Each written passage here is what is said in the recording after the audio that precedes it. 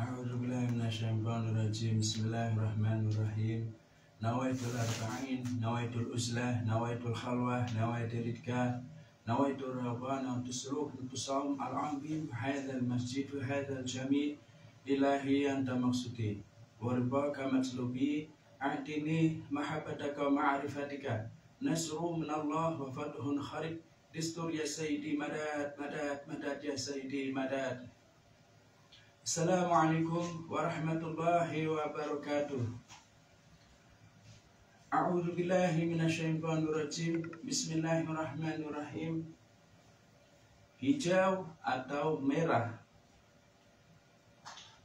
Maulana Syekh Muhammad Nadim Adil Al-Haq Al-Qani Keserasrahu. Semoga Gusti Allah Subhanahu wa taala meninggikan derajat beliau terus menerus dalam hadrat Nabi sallallahu alaihi wasallam. Dalam hadrat Rabbil alamin arrahmanir rahim maliki yaumiddin iyyaka na'budu wa iyyaka nasta'in ihdinas siratal mustaqim siratal ladzina an'amta 'alaihim ghairil maghdubi 'alaihim waladdallin amin. A'udzu billahi minasyaitonir rajim. Bismillahirrahmanirrahim.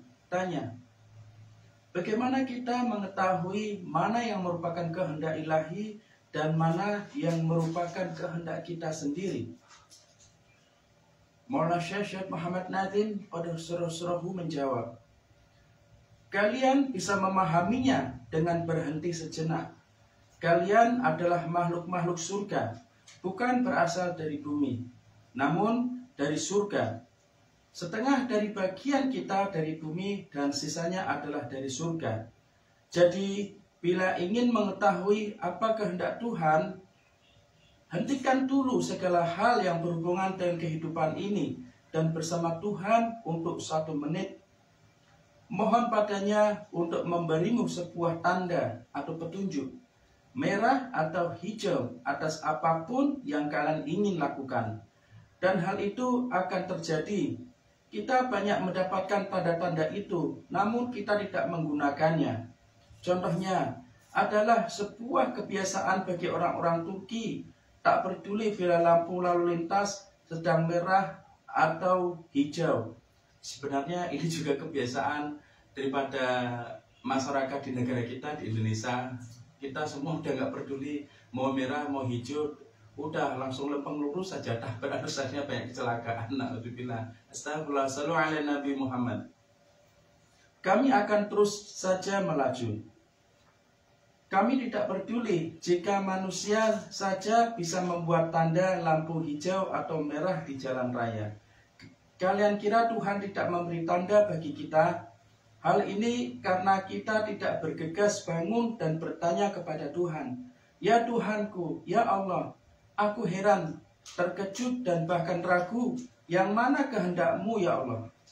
Tetapi kalian tidak pernah menanyakan hal itu kepada Allah Subhanahu wa ta'ala. Mandilah dengan air panas atau dingin. Lakukan dengan serius. Bersikaplah serius terhadap masa depan kalian. Lakukan di tempat yang sunyi. Ucapkan salam pada Tuhanmu. Lalu duduklah dan katakan, ya Tuhanku, aku berniat akan sesuatu hal dan aku memohon agar kehendakku mengikuti kehendak-Mu. Berilah aku tanda-tanda yang benar untuk tujuan ini, maka kalian akan mendapatkan tanda merah atau hijau. Tidak mungkin melakukan hal ini tanpa mendapatkan jawabannya. Itu adalah bentuk dari konsultasi atau istikharah. Namun kini saya memberi izin bebas untuk menanyakannya. Siapapun yang tertarik akan masa depannya dan ingin mengetahui apakah mereka selaras dengan kehendak Tuhan atau tidak, setiap orang bisa melakukan hal ini dari wilayah timur sampai ke barat. Bukan hanya bagi satu kelompok saja. Semua orang yang tertarik bisa melakukannya dan mereka akan baik-baik saja. Namun ada satu syarat, agar tidak menanyakan sesuatu yang sudah jelas. Hal ini seperti terbentur di akhir sebuah jalan namun masih bertanya apakah bisa terus maju. Jika sudah jelas, kalian harus menerimanya dan tidak menanyakannya. Kita Jika arah sudah ditunjukkan atau bila sudah dikatakan tidak ada jalan masuk, maka hal itu sudah jelas dan jangan bertanya lagi. Kalian mengerti atau tidak? Jadi ini subahnya atau ceramahnya atau nasihatnya dari Sultanul Aulia Maulana Syekh Muhammad Nazim adalah musangkhani kurang lebih maksudnya itu mungkin seperti ini. Jadi Allah Subhanahu wa taala itu memberikan suatu inspirasi ke dalam hati kita. Lalu Allah Subhanahu wa taala juga memberikan inspirasi kepada ego di dalam diri kita. Nah, merah itu artinya apa yang ego itu mau. Hijau itu artinya apa yang Allah Subhanahu wa taala mau. Nah, di dalam diri kita, dalam jiwa kita ini hiduplah suatu spirit atau kekuatan namanya ego. Jadi jiwa dengan ego itu dia terus bertempur, dia terus bertengkar, dia terus berdebat di dalam diri kita, sehingga kita akan mampu mendengarnya. Ketika kita mendengarkan suara jiwa kita atau kita, maka kita bersama Allah Subhanahu wa taala menjadi hamba Allah Subhanahu wa taala. Makanya Allah mengatakan ya ayuhan nafsul mutmainnah irji'i ila rabbika radiyatan mardiyah fadkhuli fi ibadi wadkhuli jannati. Wahai jiwa-jiwa yang tenang, kata Allah Subhanahu wa taala. Allah mengatakan kembalilah menjadi hambaku, kembali menjadi hambaku dulu, baru aku akan meridhoi, baru Allah Subhanahu wa taala akan ridho terhadap diri kita. Setelah Allah ridho, baru Allah akan memasukkan kita ke dalam jannah, dalam surga. Namun ketika jiwa kita ditunggangi oleh ego kita, maka kita akan menjadi jiwa-jiwa yang lawamah, jiwa yang menyesal setelah kematian kita, atau jiwa yang menyesal di alam kubur, atau jiwa menyesal di alam barzah, atau jiwa yang akan menyesal setelah kehidupan dunia ini. Lalu Allah Subhanahu wa taala itu memberi dua tanda tersebut. Apakah kamu mengikuti egomu untuk bersama setan? Karena ego itu lebih dekat dengan setan. Apa kamu mengikuti jiwamu, mengikuti Allah Subhanahu wa taala? Memang ada level manusia pilihan Allah Subhanahu wa taala, sebagaimana para nabi dan rasul, sebagaimana para aulia Allah, mereka orang yang diberi kekuatan atas jiwa mereka untuk mampu mengendalikan egonya, untuk mampu menunggangi egonya. Karena ego itu cuma satu, ketika ditunggangi jiwa, maka setan tidak bisa menunggangi ego. Maka jiwa itu akan menjadi nafsul mutmainnah. Jiwa akan ditunggangi untuk sampai kehadirat Allah Subhanahu wa taala. Begitu. Namun jika ego itu ditunggangi oleh setan, maka ego itu akan lebih cenderung untuk melakukan perbuatan buruk, yaitu perbuatan maksiat, perbuatan fujur, perbuatan fasik. Maka jiwa itu akan menyesal ketika dalam kubur. Dan tubuh fisik kita ini adalah alat bagi ego kita. Nah, ego kita adalah kendaraan bagi jiwa kita atau bagi ego kita. Nah, ketika Maulana Syekh Nazim Qadsaroh mengatakan pilih merah atau hijau, maksudnya kalau hijau adalah bisikan ilahiyah atau hatif, namun merah itu adalah ego, itu bisikan dari setan. Dan ketika kalian misalnya menghadapi sesuatu yang kalian tidak menemukan jawabannya secara langsung, atau kalian tidak menemukan seorang syekh atau seorang wali atau pembimbing kalian untuk menanyakan langsung permasalahan yang kalian sedang hadapi, maka ambillah wudhu supaya diri kalian ini menjadi bersih secara ruhaniyah dan bersih secara fisik. Lalu cobalah untuk menghadap ke arah kiblat, menghadap ke arah Ka'bah atau menghadap ke arah makam Nabi Shallallahu Alaihi Wasallam. Jadi seolah-olah kalian duduk di hadapan makam Nabi Shallallahu Alaihi Wasallam, atau seolah kalian duduk di hadapan Ka'bah, di hadapan Hajar Aswad. Lalu tutup mata kalian. Tutup mata kalian itu fungsinya untuk memutus hubungan kalian dengan dunia ini. Karena mata adalah jendela bagi jiwa. Ketika dia terbuka, maka seperti di dalam rumah begini, kalian membuka jendela, kalian bisa melihat sesuatu keluar. Sesuatu yang di luar ketika masuk melalui mata kita, ini bisa mempengaruhi pikiran kita. Karena pikiran adalah pikiran lebih dekat daripada mata. Nah, telinga adalah pintu jiwa. Sesuatu yang masuk dalam telinga kita bisa mempengaruhi pikiran kita. Kalau pikiran kita tidak memiliki kekuatan untuk mencapai pencerahan, untuk mencerahkan apa-apa yang dia terima, maka pikiran itu akan lebih cenderung untuk melakukan segala sesuatu yang dipengaruhi oleh apapun yang kita lihat. Makanya ketika kita di dalam rumah mungkin kita lebih tenang, namun ketika kita keluar rumah atau kita membuka jendela atau kita melihat sesuatu yang berada di luar, bisa lewat internet, TV, atau membuka pintu rumah kalian atau jendela kalian, atau ketika kalian mendengar sesuatu dari luar, mungkin lewat berita dan sebagainya, maka hal yang pertama adalah jiwa kalian akan berbenturan dengan apa yang kalian download melalui mata maupun melalui telinga kalian. Kalian akan berbenturan melalui apa yang muncul dari luar diri kalian. Ketika hati kalian tidak cukup memiliki cahaya dengan zikir, dengan sholawat, dengan baca Quran, maka hati kalian tidak mampu memiliki pilar untuk memberikan pencerahan kepada otak kalian, pada pikiran kalian, sehingga pikiran kalian atau otak kalian akan menjadi overload, lalu menjadi stres, lalu depresi, lalu mulai berpikiran sempit, lalu mulai kehilangan koneksi dengan Gusti Allah Subhanahu wa Ta'ala. Nah, tubuh kita itu memiliki ruh atau nyawa. Ketika ruh atau nyawanya diambil, maka tubuh kita ini tidak memiliki nilai lagi atau menjadi mayat.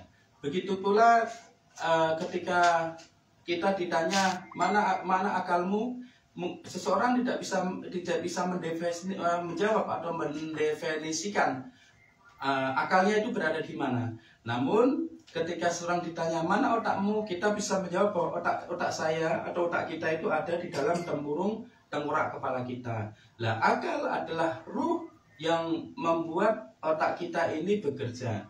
Ketika otak dengan akal bekerja dengan baik, maka jadilah pikiran. Lah, ketika pikiran itu dia bekerja, maka pikiran itu akan mengontrol tubuh kita untuk melakukan apa yang kita pikirkan. Begitu. Ketika hati ini memiliki koneksi dengan pikiran baik, maka hati ini bisa memberikan cahaya pencerahan pada pikiran untuk melakukan sesuatu melalui apa yang Allah Subhanahu wa Ta'ala senangi. Makanya tadi diceritakan oleh Maulana Syekh Nazim, jadi kalian duduk sebentar lalu putuskan hubungan dengan dunia, lalu pilih hijau atau merah. Itu ada dalam diri kalian. Ketika kalian tutup mata, akan muncul dua suara. Satu suara di sini, ini adalah bilik ego. Bilik ego itu ada di antara bilik hati atau qalb dengan bilik sir. Nah, satu adalah hatif atau bisikan ilahiyah, itu ada di sebelah sini. Begitu. Segala sesuatu bisa masuk ke dalam hati. Lalu ego itu akan menutupinya. Ego akan menutupinya agar sesuatu itu tidak masuk ke dalam sir. Makanya kalau ego itu tidak senang, maka sesuatu itu hanya disimpan di hati, tidak dikirimkan ke sir. Kalau ego itu senang, maka dia akan membuat membuat segala sesuatu itu bersemayam dalam hati kita. Lah, makanya Masyayikhina menceritakan bahwa Nabi Shallallahu Alaihi Wasallam itu menceritakan begini. Jadi iman itu memiliki sekian-sekian cabang, 60 sekian atau sekian-sekian cabang. Cabang pertama adalah menyingkirkan batu dari jalan kalian. Cabang tertinggi adalah kalimat La ilaha illallah.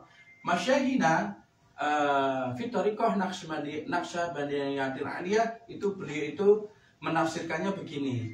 Jadi ketika Nabi menceritakan cabang iman terdekat adalah menyingkirkan batu dari jalan kalian, itu maksudnya adalah cabang iman terdekat, cara untuk membuka iman di dalam hati kita paling dekat adalah menyingkirkan ego dari hati kita. Dari hati menuju sir itu ada bilik namanya bilik ego. Dimana ketika kita menyingkirkan ego dari bilik itu, maka apapun yang kita terima dalam hati kita melalui zikir-zikir, baca Quran, sholawat dan sebagainya, maka dia akan diteruskan ke dalam sir.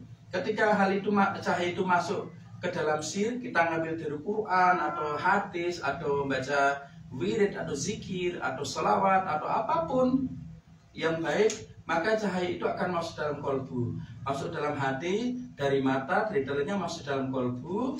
Lalu dari kolbu ini ketika ego kita singkirkan, caranya ego kita singkirkan itu caranya apapun yang disenangi ego adalah apa yang tidak disenangi oleh Allah. Apapun yang disenangi oleh Allah adalah apapun yang tidak disukai oleh ego.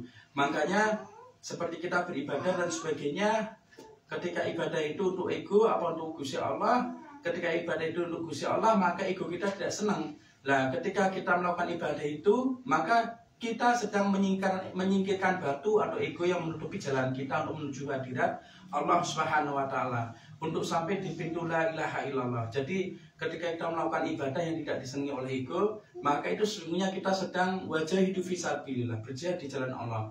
Sehingga ketika kita buka pintu ego itu, kita singkirkan, cahaya yang kita terima dari ibadah itu akan masuk ke dalam kolbu. Lalu dalam kolbu dia akan menuju ke sir. Ketika dia masuk ke dalam sir, maka Allah Subhanahu wa taala akan memberikan ilmu pencerahan dari apa yang kita kerjakan. Makanya Masyaihina menceritakan bahwa aulia Allah itu menghirup sesuatu dari Allah Subhanahu wa taala. Jadi dari Quran atau hadis atau kitab-kitab ketika dibaca, lalu cahaya itu masuk ke dalam mata, kepada dalam telinga, melalui mata, melalui telinga, melalui jendela dan pintu, lalu dia masuk ke dalam kolbu. Ketika kita continue, lalu cahaya itu dari kolbu, dia akan masuk ke dalam sir.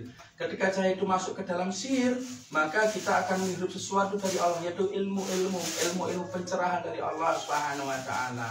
Lalu nanti akan masuk lagi semakin jauh ke sir asir, mukhafafah ke afa. Insyaallah kita akan lanjutkan pembicaraan ini pada waktu yang lain. Wa min taufiq bi hurmatil habib, bi hurmati suratul Fatihah. Al-Fatihah. A'udzu billahi minasyaitonir rajim. Bismillahirrahmanirrahim. Alhamdulillahi rabbil alamin arrahmanir rahim maliki yaumiddin. Iyyaka na'budu wa iyyaka nasta'in. Ihdinas siratal mustaqim. Siratal ladzina an'amta 'alaihim ghairil maghdubi 'alaihim waladdallin. Amin. Kita hadiahkan Fatihah untuk keluarga kita semua yang telah mendahului kita.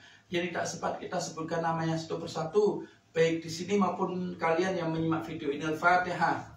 A'udzu billahi minasyaitonir rajim. Bismillahirrahmanirrahim. Alhamdulillahirabbil alamin arrahmanir rahim maliki yaumiddin. Iyyaka na'budu wa iyyaka nasta'in. Ihdinas siratal mustaqim. Siratal ladzina an'amta 'alaihim ghairil maghdubi 'alaihim waladdallin. Amin. Wa min taufiq bi hurmatil habib. Bi hurmati suratul Fatihah. Al-Fatihah. A'udzu billahi minasyaitonir rajim. Bismillahirrahmanirrahim. Alhamdulillahirabbil alamin arrahmanir rahim maliki yaumiddin. Iyyaka na'budu wa iyyaka nasta'in. Ihdinas siratal mustaqim. Siratal ladzina an'amta 'alaihim ghairil maghdubi 'alaihim waladdallin. Amin. Wassalamualaikum warahmatullahi wabarakatuh. Sampai bertemu lagi pada subah-subah berikutnya. Shallu ala Nabi Muhammad. Bismillahirrahmanirrahim. Alhamdulillah.